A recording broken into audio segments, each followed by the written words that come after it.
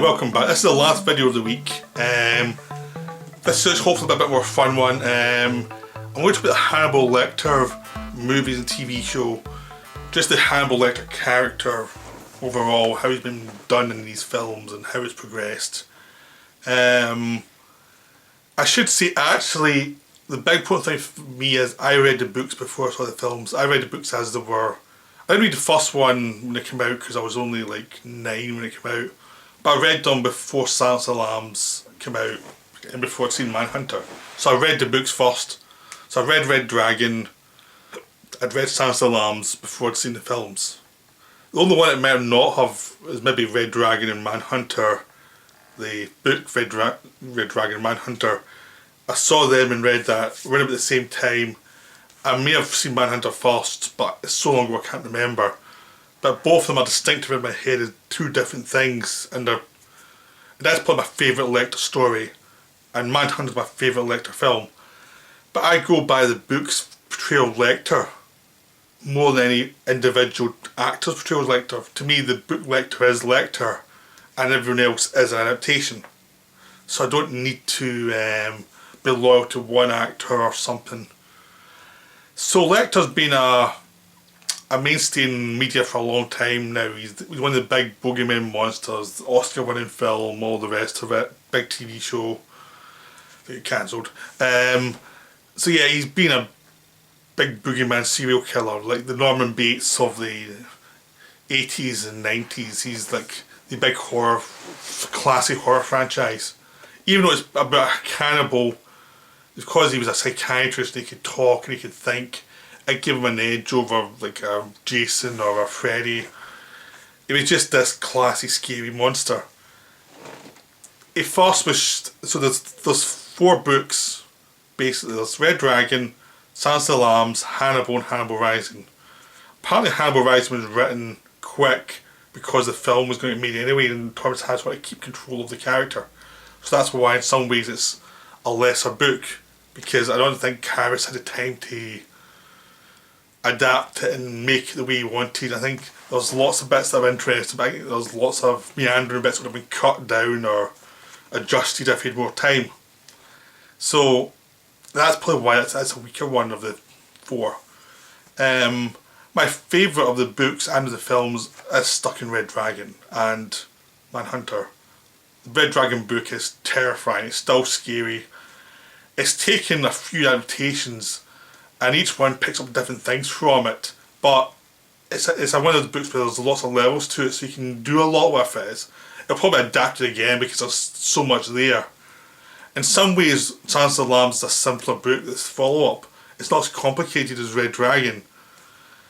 Harris had a problem with he knocked out the part first time out, so no matter what he did, it was never going to be as good again. But he still managed to do a really good sequel in Silence of the Lambs. And the book's more detailed than the film. There's lots of stuff in the film that, lots of the book that the film cut out.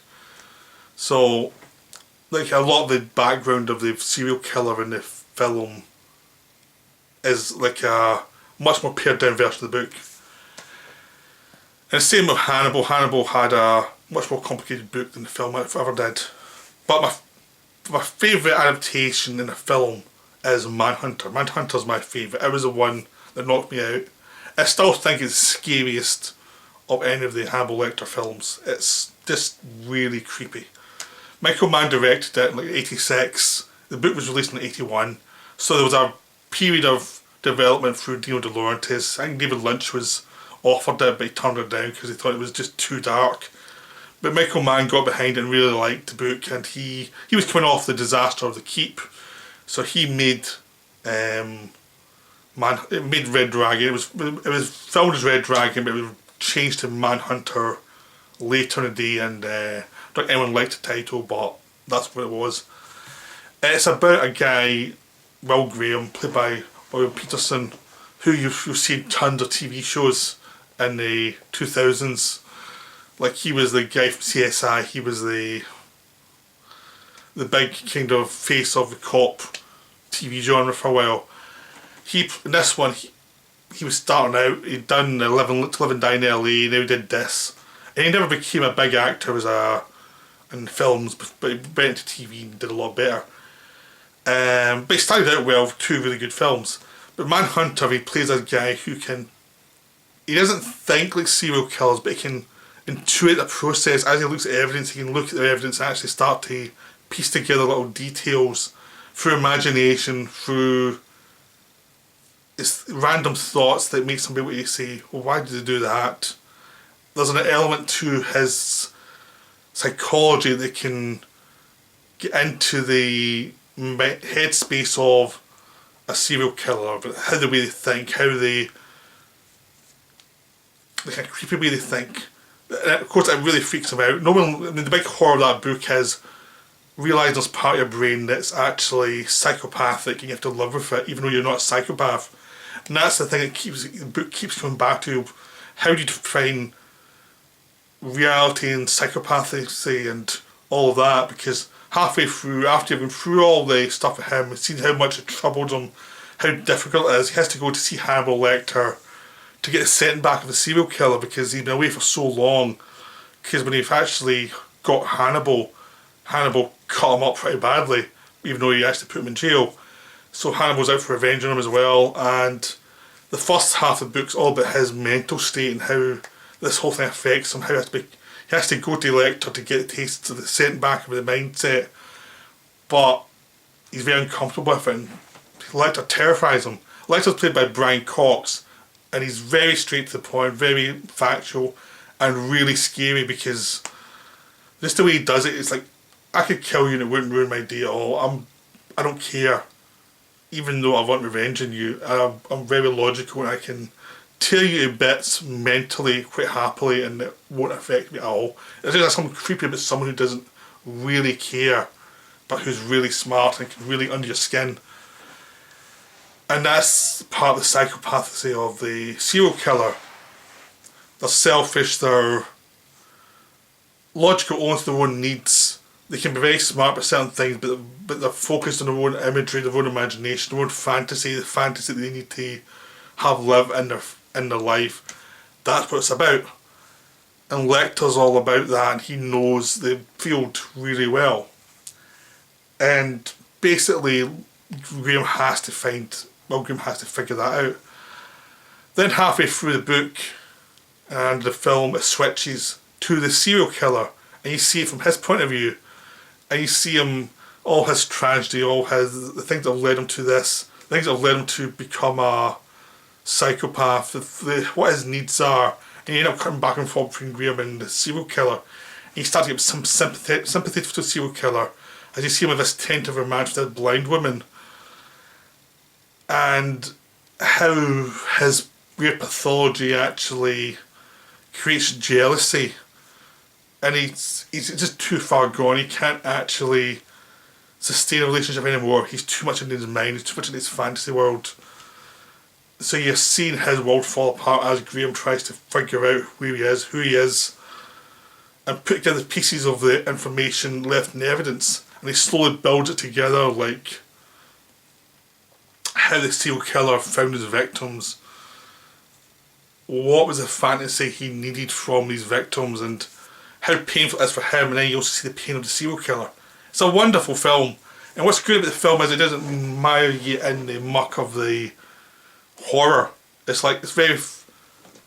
lots of like pale colours, blues, whites, and just lots of, the colour scheme is very much keep you distance from the world, but also shows the horror, because it's turned widescreen 235:1. So it's moving through the landscape and you can imagine the horrors are taking place, and you've seen the aftermath of everything after the body's been taken away.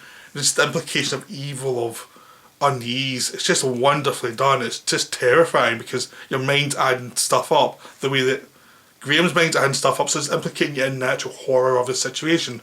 And when you get to the fantasy world of the serial killer, you're seeing how the use of colour, the use of his landscape around him affects him and how that affects his way of being. And the landscape becomes his landscape as we go closer into catching him. And it's just really disturbing. It's a really disturbing film. It's one of those films, it's not just disturbing the first time, it's disturbing on repeat because there's just so much there that's terrifying, because it's all about human imagination, all about the stuff you don't want to admit about yourself. That's what the film's about, and it's taking it to extreme. What you don't want to admit to yourself about yourself is the really dark urges that this film explores. So it's a wonderful film. I don't want to say any more about it because I want you to go and see it. It's an amazing film. The next one up was Silence of the Lambs. This was a big Oscar winner.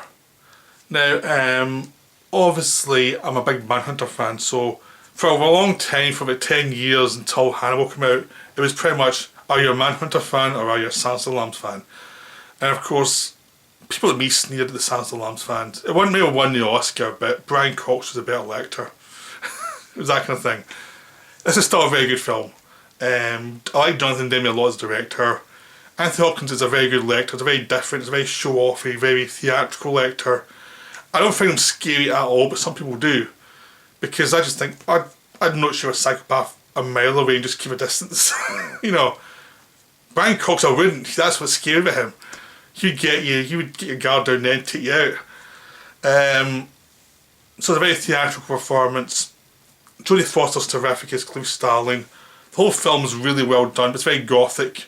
And it works really well as a big melodrama. And it's also works really well showing how because the book's based on the Clarice Starling character, but her empathy with the victims and how painful it is and how difficult it is. She's trying to find the killer, again through the clues left around, and also meet with Lecter, who has data on the case and can advise them, but he's obviously manipulating them for his own ends. Even if he's in prison, but he's still very dangerous, even while in prison. So it's this disturbing back and forth between those two for the first half of the movie, and that's what's really great about the movie, this back and forth. It's like they understood that's the movie, and that's the emotional elements, so that's what they focused on. The plot's lesser than in Manhunter. The plot's there, but the book's more meaty about the plotting than this film is. But it doesn't matter, because it's a case of the director knows what he's interested in, and everything else falls away, and he focuses on what he wants to make the film about, and it works really well. It deserved its acclaim.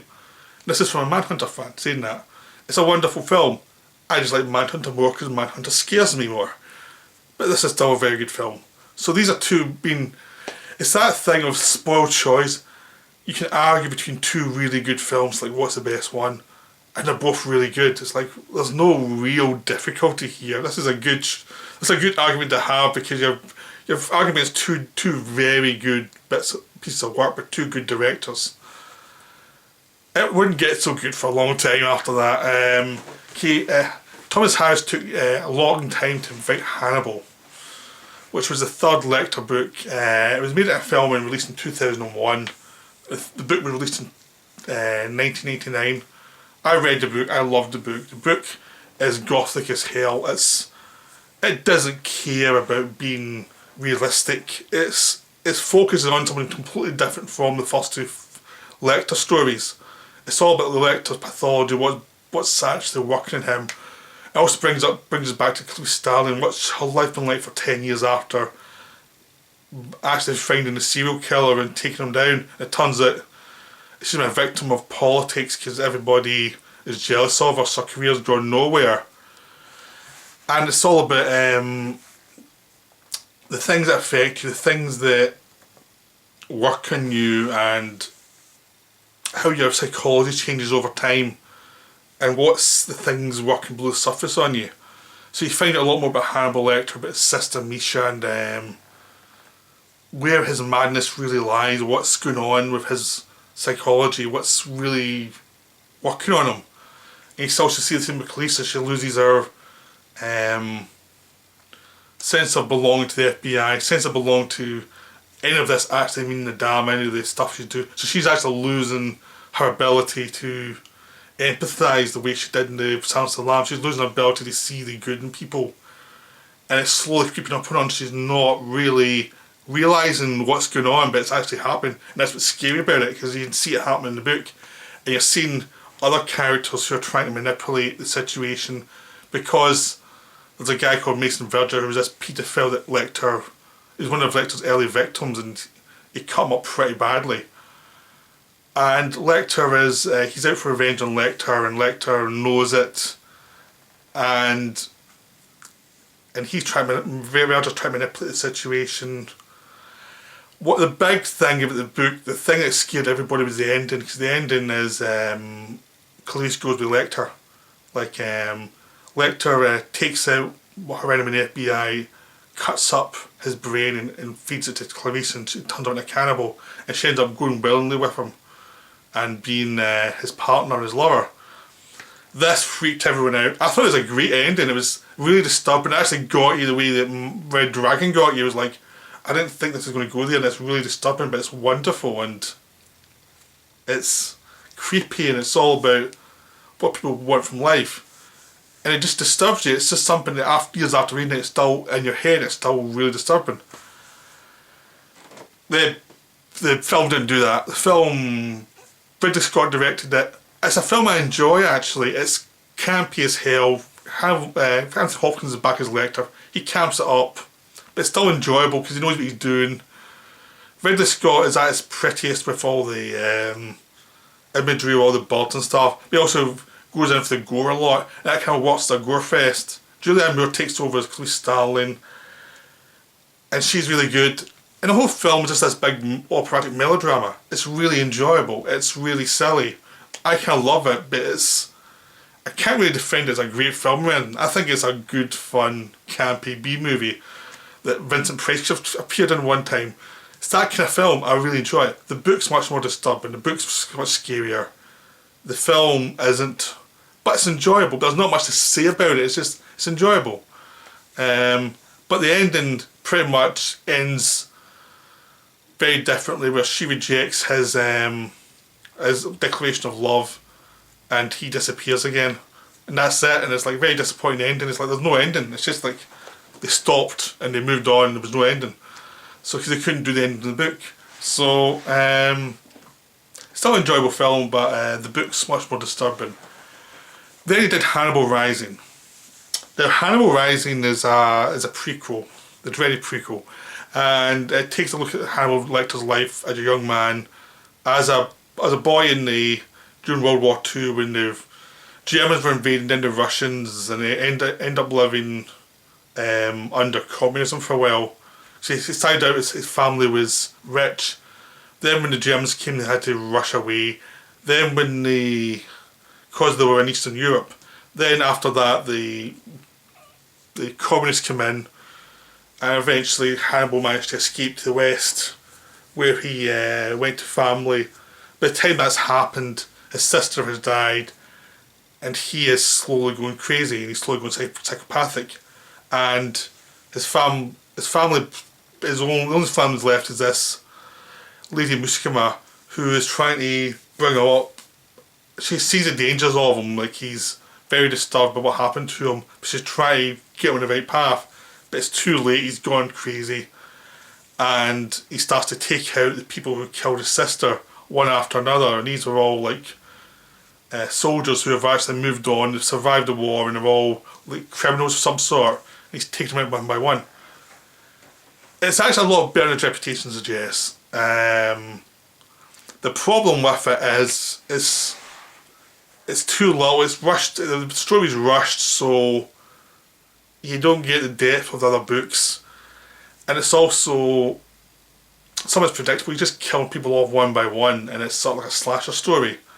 But what's good about it's all about the resistance, then the post-war crime, and all the compromises made post-war, and cutting down Nazis and stuff like that. All that stuff's really interesting, especially in the book. The book's much better than the film, but it's kind of not as good as what's come before, and it's not disturbing. It's been rushed, and you can feel it's been rushed, and that's the problem. The guy they got to play young Hannibal was okay, but it wasn't great, and the whole film just feels like they tried too quickly. She left it for a bit and then done it. It's just one of those compromised later chapters, but it's still worth a look if you like Hannibal Lecter. It's not great, but it's not bad. There was another version, Red Dragon, made in between young Hannibal Rising and Hannibal. Brett Ratner directed it. It's a remake of Manhunter, or a re-adaptation of Red Dragon. It's Anthony Hopkins in it. Ed Norton plays the Will Graham character. It's not very good. It's not interesting. I saw it in the cinema and people just left halfway through because they're bored. It's just that kind of film is boring. There's a lot of good actors in it, but no one's got anything to do. Edward Norton's good as Will Graham, but he's not really given much to really hang on to. He's not as focused as Will Peterson. He's not scared, but he still gives a nice sensitive performance. But he's the only good thing in it. He's trying his best, but he's not been given the great material. But he's still trying. Everything else in the story is laid out, in his overcomplicated way. It's over-explained. Everything's over-explained in a very reductive way. The film just doesn't really work. It killed this series off, I think. It was just a bad film. The way Brett Ratner makes bad films, it kills big series off. This was one of them. After that, look at X-Men Last Stand. So, after Hannibal Rising and Red Dragon, double disasters, Hannibal Lecter, the movie series was over. Like, everyone could see it had run its time. Then, later on, Brian Fuller was brought in to do a TV show version of Red Dragon Hannibal, with Mads Mikkelsen's Hannibal and Hugh Dancy's Will Graham. This is a wonderful show. It deserves its own video, really. It's a wonderful adaptation of all the books. They weren't allowed to use Silence of the Lambs. They could infer to bits of it, but they couldn't really do it because different people owned the rights to that. So what they did was just focus on Red Dragon, Hannibal and Hannibal Rising, and spin out other stories around about it. And it's really gothic and it's really wonderful. The casting's great. Mads Mikkelsen, outside of Brian Cox, he's the creepiest for me of Hannibals, because he's got the kind of, he has sympathy for people, but he's also the cold side. Like, at a certain point, I'm going to come for you, and I will manipulate you every time I want to as well, because I'm curious about certain things. He's creepy. He doesn't care. But he's also got that weird empathy for certain people with certain pets of his that he really likes, like Will Graham. Will Graham is played by Hugh Dancy. When I first heard this cast, I thought that's a bad idea, because I didn't think he would pull it off, but he was really great as it, so I was like, oh, I guess I was wrong. Because he really gets, he's the first one since Will Peterson who really gets Graham, like, the fragility of him. He really goes into the fragility of the mind, of imagining things you don't want to imagine, how that can really affect you and how you can feel you're going mad with it. He does it in a different way from William Peterson, but it's still that feeling of the fear of your mind, what's in your mind. It's a wonderful portrayal, really well done. Over 3 seasons, him and Mads Mikkelsen were always across hairs. They're always one manipulating the other, they're always trying to catch each other out. And it's just done wonderfully. Sometimes they stuck to the story, sometimes they made stuff up. A lot of the murders and a lot of the cases, you'd have Will Graham going to other cases as well as the ones from the books, and they would all be grotesque and weird. And as the series went on, it would become less and less procedural, more and more about the relationship between Lecter and Graham. It's just a great series, wonderfully baroque. There's some nice characters. Lawrence Fishburne plays the boss of the thing. Jack Crawford, he's really good as well. There's lots of really wonderful details, but it's one of those ones I don't want to say much about, because you just go see it. It's just so wonderful. It takes about 4 or 5 episodes to get really going. It takes a little while to get going. That's the worst thing about it, but once it is going, once you're into it, it really works. It just delivers. And it's just wonderful. But it is a cult show. It's really a cult show. It's not really for people who want Silence of the Lambs all over again. This is much more for people who are into the books and who are into the weird psychopathology of the books. This is for them. So that's my last video of the week. I hope you enjoyed the videos this week. I know they went into more, they were less art housey than normal, but it's just what I've been watching this week. It's been too warm. I just needed something that wasn't like 4-hour long black and white art house film. So it's just still warm over here in Scotland. So we're back next week. Hopefully I'll have a different variety next week. Okay, I'll speak to you then.